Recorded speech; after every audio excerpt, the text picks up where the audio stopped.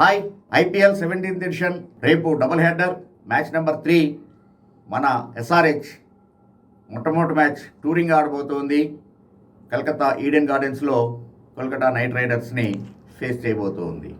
SRH క్యాప్టెన్ని మార్చింది, ఎందుకంటే లాస్ట్ ఎడిషన్లో బౌలింగ్ డొల్లతనం అనేటువంటిది చాలా స్పష్టంగా కనబడింది. కాబట్టి ఈవెన్ భువనేశ్వర్ కుమార్ ఎక్స్పెక్టేషన్స్ని అందుకోలేకపోయాడు. అందుకని ఈసారి పట్టుపట్టి ప్యాట్ కమిన్స్ని తీసుకోవటమే కాకుండా అటు బౌలింగ్ డిపార్ట్మెంట్ని స్ట్రెంథెన్ చేయటం, అలాగనే క్యాప్టెన్ ప్రాబ్లమ్ని కూడా తొలగించుకోవాలి అని ప్యాట్ కమిన్స్ని తీసుకుంది. ఎందుకంటే అది డేవిడ్ వార్నర్ ఉన్నసేపు బాగుంది. ఆ తర్వాత డేవిడ్ వార్నర్ తర్వాత ఇటు విలియమ్సన్ని ట్రై చేసింది. ఈవెన్ ఆ తర్వాత మార్క్రమ్ లాస్ట్ ఎడిషన్లో క్యాప్టెన్సీ చేశాడు.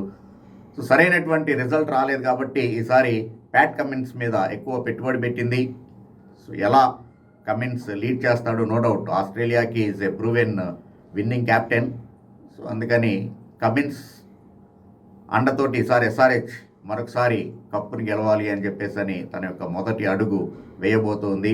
Bhubaneswar Kumar course last year నిరుత్సాహపరిచినా కూడా ఈ ఏడాది డొమెస్టిక్ సీజన్లో అద్భుతంగా రాణించాడు. కాబట్టి ఒక 5 వికెట్ హాల్ కూడా ఉంది.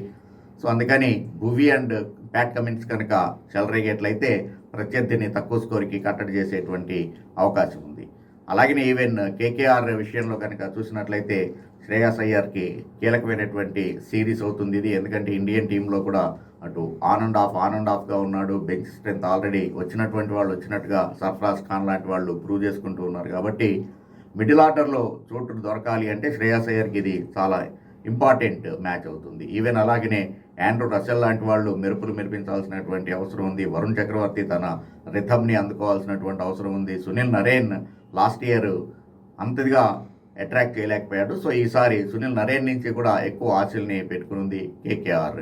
ఓవరాల్గా కేకేఆర్ అండ్ ఇది కనుక చూసినట్లయితే అటు ఎస్ఆర్హెచ్ విషయంలో మార్క్రమ్ డెఫినెట్గానే ఒక రెస్పాన్సిబిలిటీ తీసుకొని ఆడాల్సినటువంటి అవసరం ఉంది.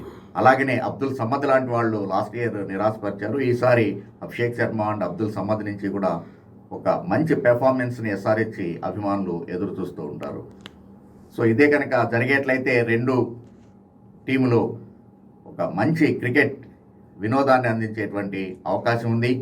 హెడ్ టు హెడ్ కనుక గమనించినట్లయితే కేకేఆర్కే చాలా ఎడ్జ్ ఉంది. టోటల్గా 25 టైమ్స్ ఇరు జట్లు ఫేస్ చేస్తే 16 టైమ్స్ కేకేఆర్ గెలిచింది, 9 టైమ్స్ మాత్రమే ఎస్ఆర్హెచ్ గెలిచింది. అందులోనూ ఈడెన్ గార్డెన్స్ రికార్డు చూస్తే కూడా 9 టైమ్స్ ఇద్దరు హెడ్ టు హెడ్ ఫేస్ చేస్తే 6 టైమ్స్ కేకేఆర్ గెలిచింది.